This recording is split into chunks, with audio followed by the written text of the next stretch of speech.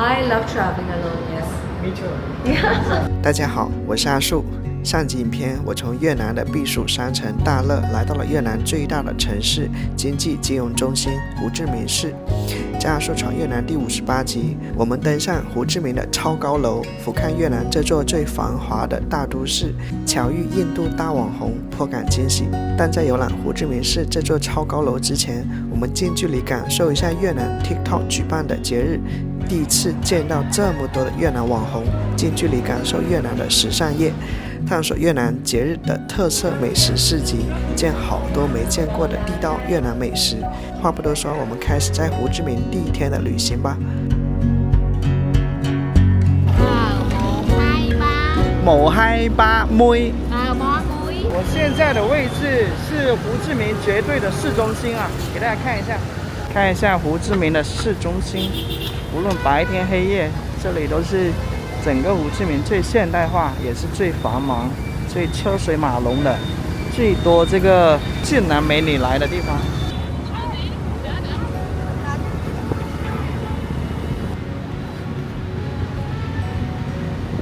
这是胡志明的雕像，也算一个旅游景点。1890年到1969年，至79年，还挺长寿的。毕竟经历过无数的这个革命的一个捶打了，依然有如此高寿，也是挺不容易。看一下越南最繁华、最现代化的地方。前面这一栋充满法式风情的建筑是市政府机关大楼啊，看有好多的这个像是文艺复兴的雕像啊，红旗飘飘的。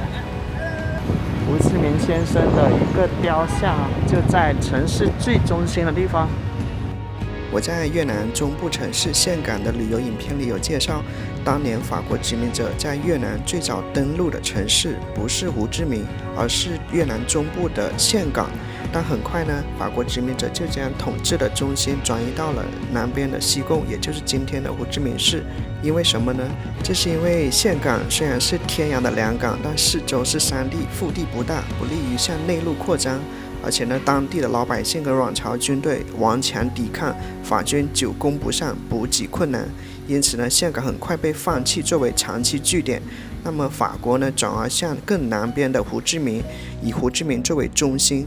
这是因为西贡，也就是胡志明，位于湄公三角洲的北边，通向湄公河及其支流，腹地广大，土地肥沃。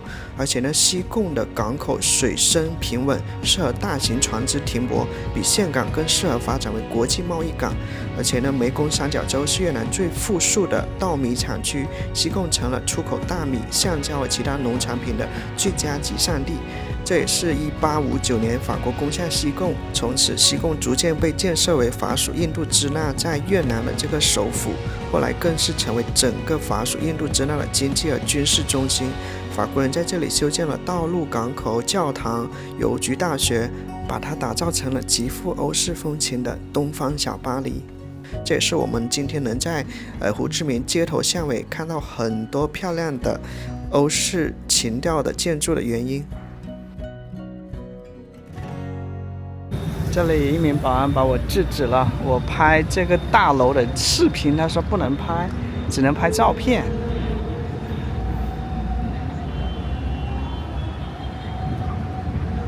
这是 TikTok 在越南举办的一个节日，现场网红跟达人云集，或许我们能从越南时尚潮流的引领者，能感受到越南未来的生活有怎样的趋势和可能性。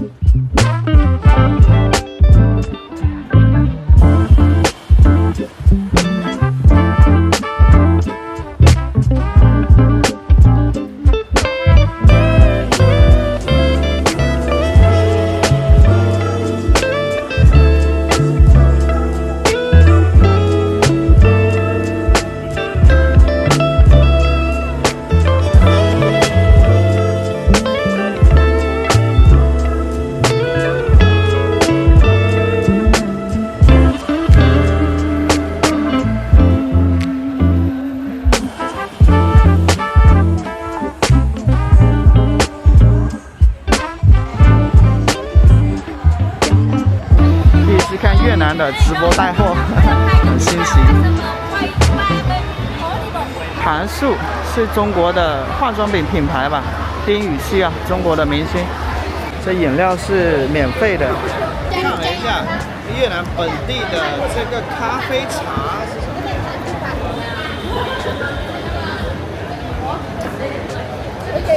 好奇怪的味道，就是有咖啡的味道，又有茶的味道。大家逛一逛胡志明市中心最热闹的一个市集，或者叫美食街啊。昨天晚上我就路过这里了，然后我发现这里好像不止周末在开营，而且整天啊，一周内都在非常热闹的进行着。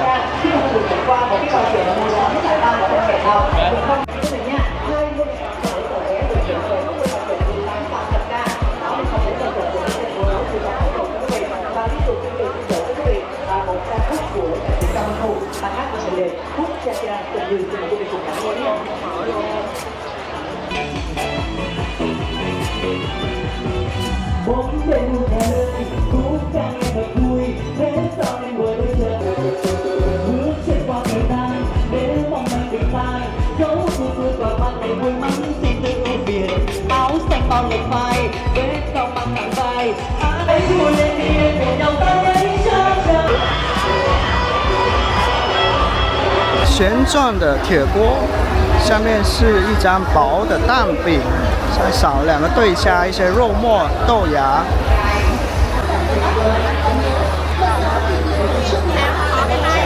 一些蛋液放在一个油锅里面，再放上一个小虾。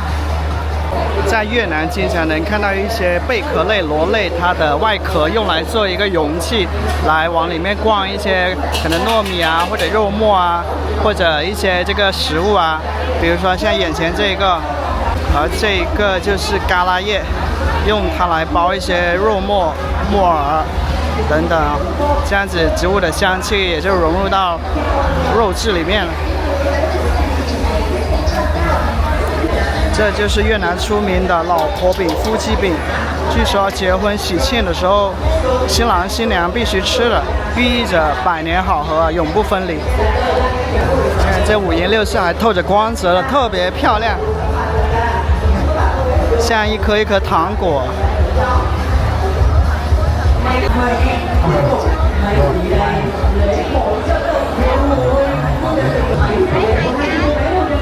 这是竹叶包的一个蛋糕，撒一些椰丝。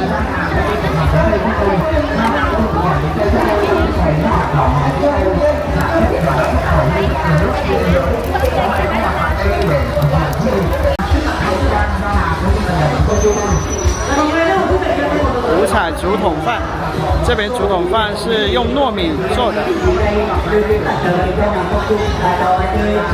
去皮鸡爪，有一些芒果，青芒果在里面。越南很喜欢把肉打碎了，然后做成一个肉饼，然后再放到一个烧烤棒上。然后你看，这个是一片黄油敷在肉饼上。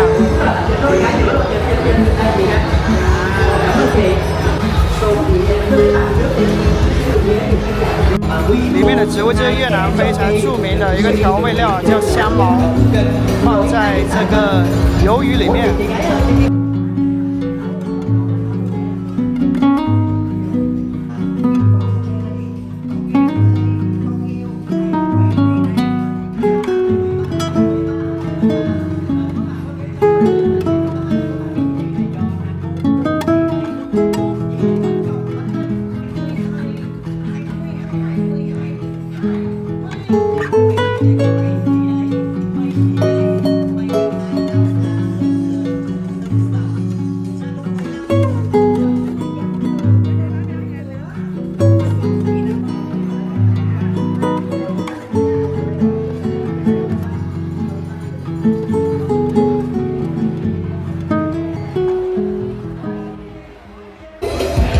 不知道这是什么样的越南传统厨艺啊。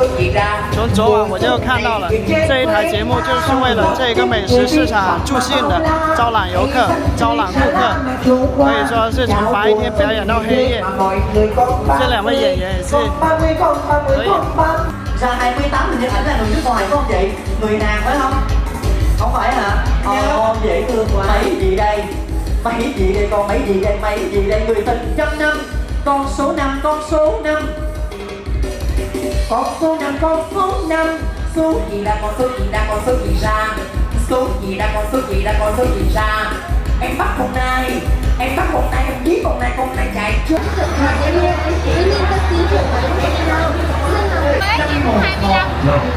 Hai.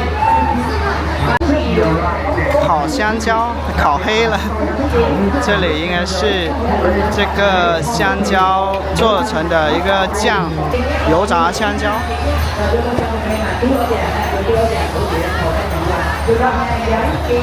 越南的米粉各种各样的，有一张一张面皮一样的。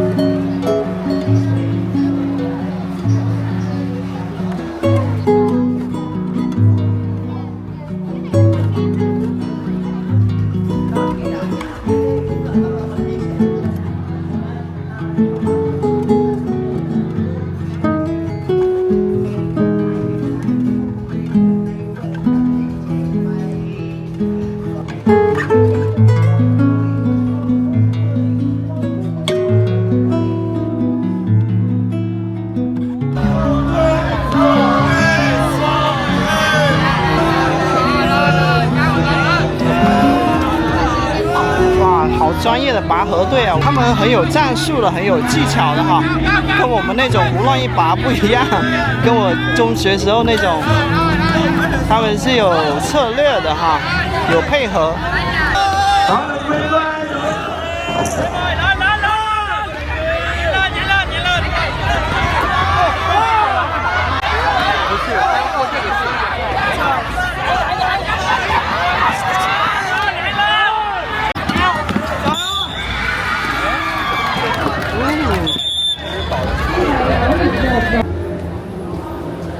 现在来到了整个越南最高楼的一个楼下，买票可以登到顶上去俯瞰胡志明全景，灵活就业，一个扁担就是一摊生意。xin chào. Xin chào. Ngon quá à. Bao nhiêu? 30. 1, 2, 3. 1, 2, 3 mươi. 3 mươi. mươi就是10了，80就是30。在哪买票呢？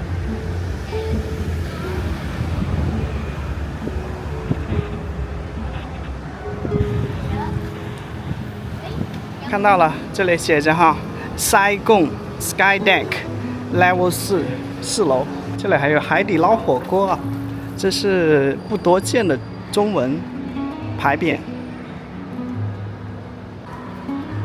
这是大甩卖吗？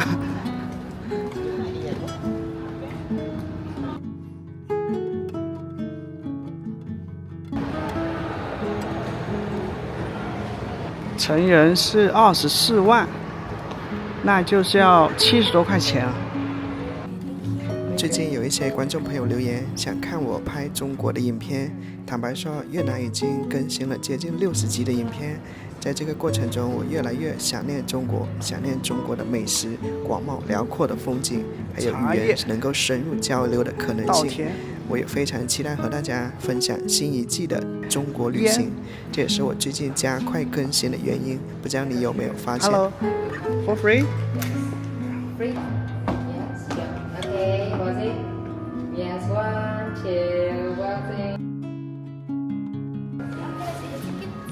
Yes。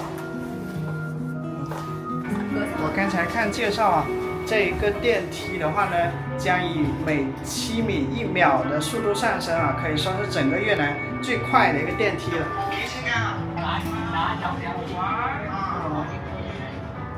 要上到49楼，你看这个速度转的有多快？7、8、9、10、11，好，这个哇，这360度的一个玻璃观景台啊，咱们先绕着这一个转一圈啊，好好看一下，可以了解这个城市的历史啊。花72块钱登上越南第4高楼，俯瞰越南最繁华的大都市胡志明的天际线。这里还有一个奥黛的一个展览室，待会儿再看。好漂亮的衣服啊！就是美女加奥黛是1+1大于2的。这里有一个纪念品的小店啊，叫 Saigon Sky Deck。哦，这还展示了整个全球20个这个排名第1的是纽约的这个 Empire State Building。中国的这个央视裤衩居然能排到第2，没想到啊！第5就到了现在我所在的叫 Financial Tower 啊，像吉隆坡的一个双子塔排在第9，香港的一个 Bank of the China Tower 也能排到第7名啊！感觉是这种高级商务人士来拍这个宣传照的地方啊。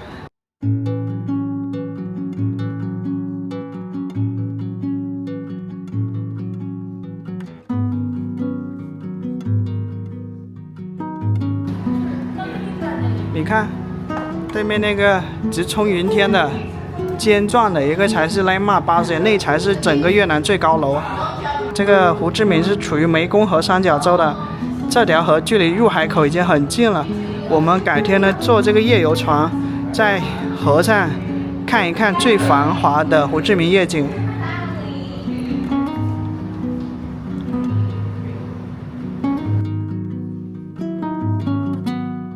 看到下面载满了集装箱的货船没有？可以说胡志明呢，它是位于湄公河三角洲的，它也是因为作为一个国际大港口而发展起来的。从这里再往下流大概10几20公里，就到了这个入海口了。哇，才不到1分钟的时间，从阳光明媚变成了现在黑云压城了哈。我现在所在的这一个金融塔呢，是越南的第4高的高楼。胡志明市它的旧称叫西贡，这里是越南最大的城市，超过900万人口。它曾是法属印度支那和南越的首都，如今是越南全国经济、金融和交通的中心。而贯穿城市的西贡河，则是这座城市的生命线。几个世纪以来，它不仅是重要的水运通道，也见证了胡志明市从小渔村成长为国际大都会的过程。如今，西贡河依然连接着繁忙的港口、历史街区和现代天际线，是这座城市最具象征性的风景之一。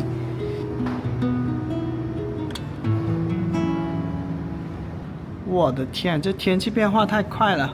刚才真的是蓝天白云、风和日丽，现在你看对面啊，就是暴雨如注啊。对，这是一个全景的影像哈，Museum of Vietnamese History。很良心啊，这个是免费的，不像中国好些景点啊，你买了票进到景点里面了，看这个还要再扫码付款。我看资料说，这一栋大楼金融塔是2007年施工建设的，2010年就竣工了，然后它成为整个越南最高楼，只持续了2年时间。又雨过天晴了，变化好快。最近是有台风吗？好多阵雨啊，就是下一阵猛的，然后又停了。我们能看到这一条叫西贡河，它蜿蜒着流过胡志明市。全长约225公里，最终汇入到这个东海。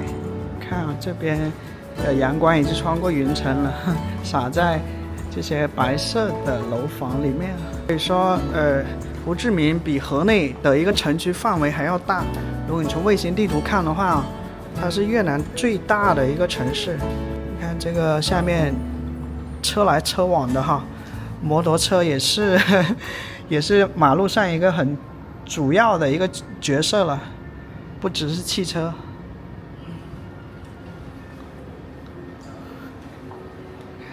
这一条是西贡河的一个支流，汇入到西贡河。这个城区可以说一眼望不到头。这个感觉让我想到了我当年在北京读书的时候，因为北京是禁飞无人区的，所以呢，我当时跑到了长安街附近的一座高楼里面，从这个落地窗俯瞰长安街啊，然后那一幕跟此刻还有种似曾相识的感觉。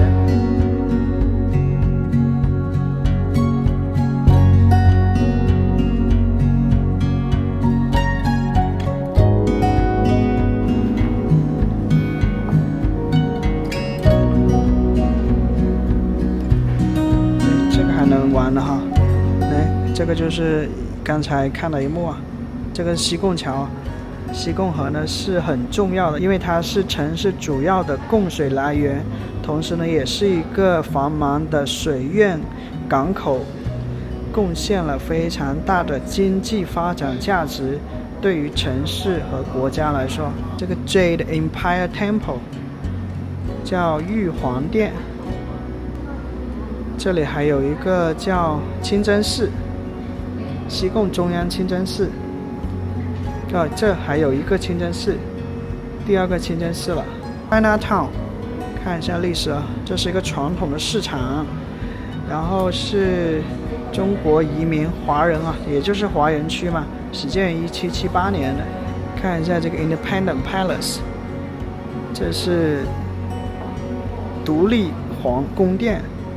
这是我们叫黄包车，它最早是出现在1860年，法国人介绍来的，作为一种奢侈的交通工具。最初的时候是富人的一个出行工具，跟中国的人力三轮车不一样，越南的是客人坐前面的，那是因为从法国引进来的时候，这个是我猜测的，那个时候马路上的汽车还没那么多，所以客人坐在前面是没有安全顾虑的。加上那时候的，Hi, of course, yes. Yes, where are you from? I'm from Mumbai.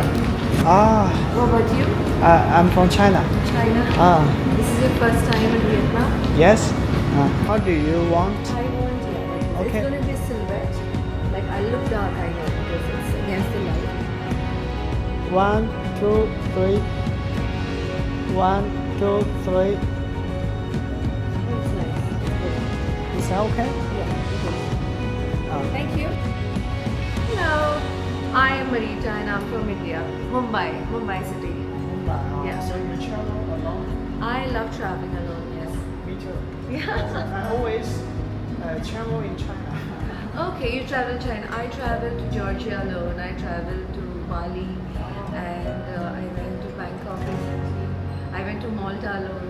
Now Vietnam. 想不到啊，刚才那位印度的女孩啊，她是大网红来着的，在 Instagram 上有非常多的粉丝啊。这幅地图非常别致，你看，它好像是用这个牙签或者说是这种香，越南特色的香，然后做的一个有种浮雕感的一个越南领土地图啊。这应该是越南的一些手工艺术啊。这里，哇，看一下越南非常华丽的奥黛啊，很漂亮的衣服。奥黛有不同的款式。你看，在越南啊，可以说到处都能看到年轻的或者稍微年长的女性穿着他们的奥黛服饰啊，我能从他们的神态里感觉到他们穿着奥黛的时候那种很自豪的感觉，因为他们知道她这个奥黛是很漂亮的，她知道别人看她穿奥黛也是很漂亮的，所以你能从她那种非常骄傲的，甚至是很自豪的一个神态里面，能感觉到他们喜欢穿奥黛，他们也愿意穿奥黛。不同年龄层的女性都是这样子，但是咱们中国也有旗袍啊，按理说旗袍跟这个奥黛还挺相似的，在某些方面啊都是很修身的，能够衬托出女性的这种身体的曼妙的曲线啊，但是你在中国很少能看到女孩穿旗袍。阿树最早看到越南女孩穿奥黛服饰是在初次到访越南首都河内的时候，在胡志明的巴亭广场附近啊，当时觉得一袭白衣飘飘的感觉真的又清新又亮丽。后来了解到越南奥黛呢，最早是起源于18世纪的阮主时期，当时宫廷女性和官员开始穿着长衣，以区别于中国清朝的服饰。